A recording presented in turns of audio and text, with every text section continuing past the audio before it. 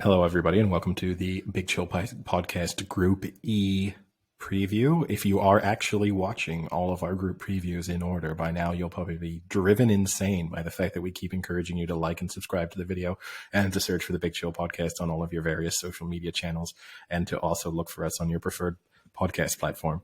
But hopefully that is just sort of indoctrinating you into becoming an avid Big Show podcast listener. If this is the first time you're watching one of our videos, make sure to watch the rest, and then you will get very used to hearing us say that. At this point, we can turn over to the actual Group E preview itself. Frank, what's the group look like? Yeah.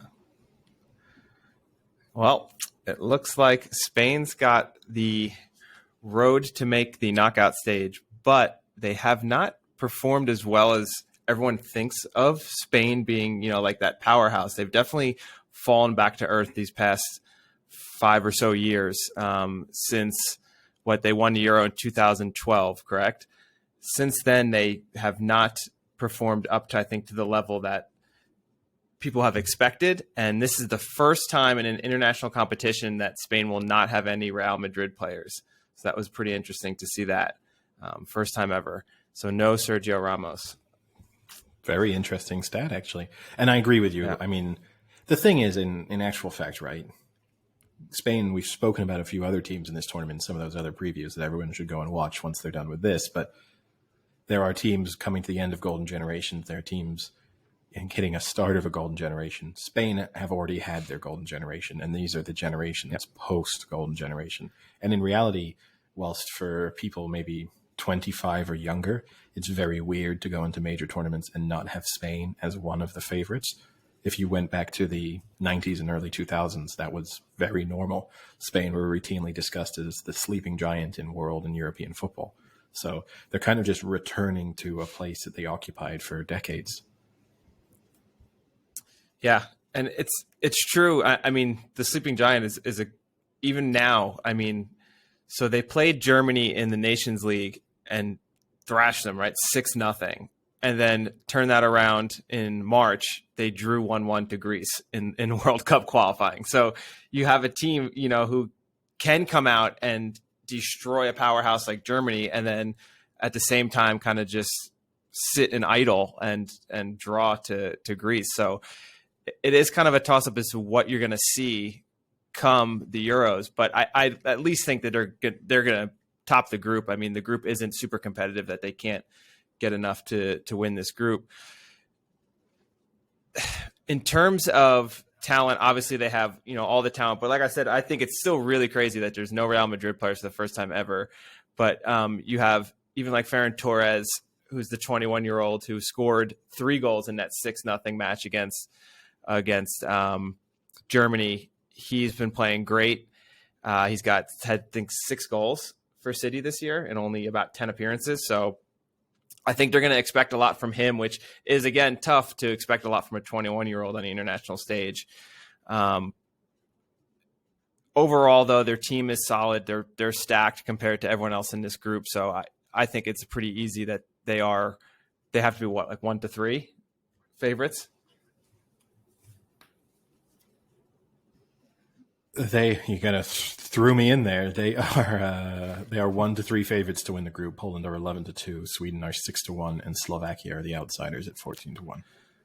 Yeah, I mean, I think that's decent value. I mean, we talked about a few of these short priced winners. Here comes Frank, the man who tipped the field in the Grand National, is tipping Spain at 1 to 3 as value. No, I'm actually just bouncing off of Sam's with saying that Belgium, at their value wasn't too bad to win. They were 8 to 11 though.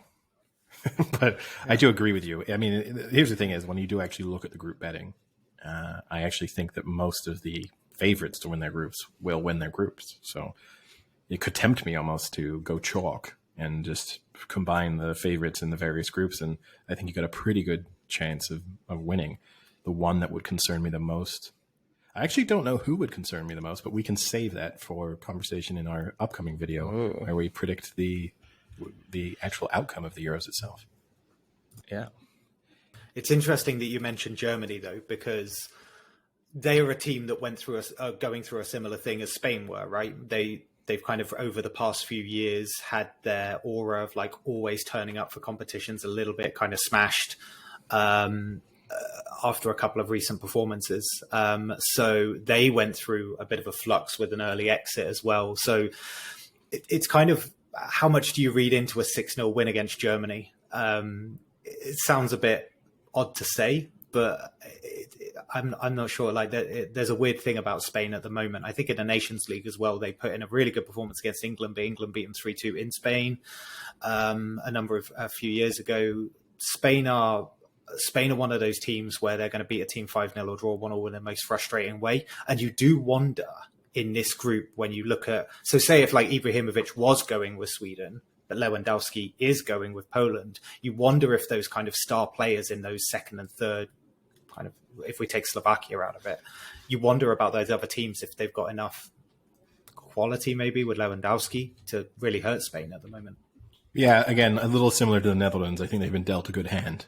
And a team with a few question marks might find their way into, kind of ease themselves into form through the group stages.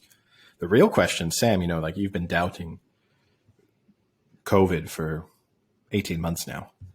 Are you at all concerned that Llorente had this positive test and now seemingly has had a negative test a few days later, so it might have just been a false positive? But the Spanish health minister is saying that the Spanish team, I think, will have received their first vaccination today. They're then due to have their second vaccination just before the quarterfinals. Are we at all concerned that, not doubting the effectiveness of the vaccines themselves in any way, but there are known possible side effects? You've got a team that might have a few.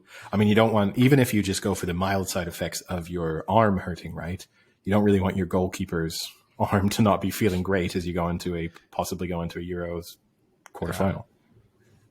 As someone who suffered from their second shot and was out the entire day, that does worry me a little bit, because I mean, I'm not saying I'm the healthiest person on earth, but I'm a pretty fit person and it knocked me out cold.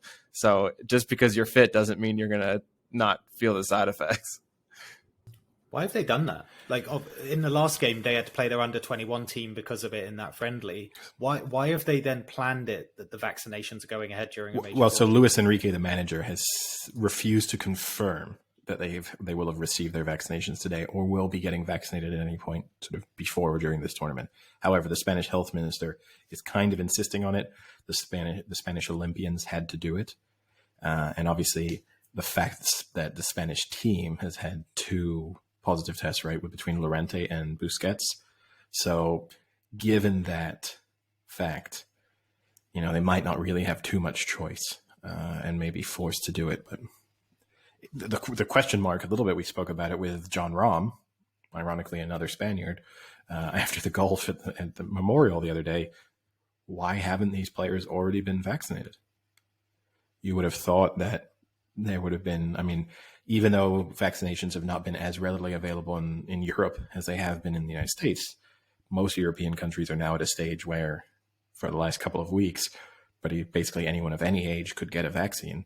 It's kind of amazing. And you would have thought that, as upsetting as for some people it might have been to think of the idea as footballers getting priority treatment in terms of getting vaccines, with a major tournament about to take place, would have thought that it could have sort of spun it that these were workers who required a vaccine.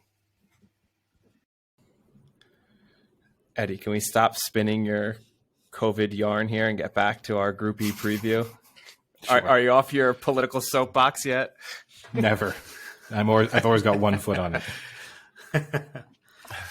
So I think the interesting part of this group obviously is going to be the battle for second. The odds are pretty much even between Sweden and Poland advancing. Yep. And the interesting part is that they play each other in the final match of this group. So we mentioned that before in one of the previous groups. I think that's kind of neat to have the decider basically be that last one. Although a third place could squeak through on this if they each are kind of grabbing points from each other. But to me, you're looking at 2 completely different teams in Sweden and Poland. You're looking at a Sweden team with no Zlatan, but they're another one of those teams that kind of have that togetherness and that gel, that chemistry. You read in everything that they have that, they play well together as a team. And without Zlatan, they actually have been playing well since the 2018 World Cup, which they reached the quarterfinals, I believe, right? In that one? Yes, I'll say yes. Yeah, I mean, they made it out. They made it out of the group stage. So yes. So without him as well. So I think with him not being there isn't necessarily a negative. They seem to play well without him, and they seem to play better as a unit without him. So yeah, they made it to Sweden, because obviously England knocked them out in the quarters. So, yeah. And then you're comparing that to the Poland team, who obviously with Lewandowski have arguably the best player in the entire tournament. And that's actually an interesting debate, right? Because I mean, he was overlooked. He didn't get the Bundesliga Player of the Year, in spite of the fact that he scored 41 goals in 29 matches. To think that you can do that and not just win every award available is, I mean, he should win the Ballon d'Or, for example, just on that fact alone. He's averaging a goal, 1.5 goals a game. But, but this, coming towards the end of his opportunities to play in major tournaments, and particularly with Poland, there's no guarantees that they qualify for future ones. We've spoken on a lot on podcasts about he is a consistently overlooked player, and the fact, in part, maybe because he's playing in the Bundesliga with Bayern Munich, and sort of people just are able to dismiss it as thinking, well, you should score a lot of goals and you should win the league. This is maybe his last chance to really prove that he is good enough to carry a team against higher quality opposition when he doesn't have that much around him. Yeah. And interesting fact, only 2 goals in all of Euros for Lewandowski. So he's going to have to step it up, but he's going to have to score more than 2 just in this competition alone, I think. He might have to score stage. 2 a game. I mean, if you're scoring 1.5 a game for Bayern, he might have to score 2.5 a game for Poland in order for them to make it through the groups and then maybe one knockout round. Yeah. So Lewandowski for the Golden Boot then is probably the shout. If you think Poland will progress, it's probably going to be down to that one man. If you think Poland are going to make it to the quarterfinals, you'd have to assume he will have scored at least 5. 6. Yeah. Yeah. I'd say 6. Yeah. Exactly. And 5 or 6, well, 6 maybe would. 6 could win the Golden Boot. I think so. What's interesting about the Swedish, though, is how old their team is, I found. Like, I've always associated the Swedish team with being quite like a useful team, but when I looked at their squad, I don't know why. Whenever I think associated with a younger looking, when I think Sweden, I think like Olof Mellberg scoring against England in the Euros at like 34 years old, but looking 44. But that's what confused me. It's like Seb Larsson's in this squad, and it feels like he's been around for an eternity. He's 35. Martin Olsen, one of your old folks down at Blackburn, is in it. One of the Olsen twins. Gronkvist is in it. They've got like an old team. But there's a mix of youth and experience there, right? They do have some younger players in there as well. Yeah.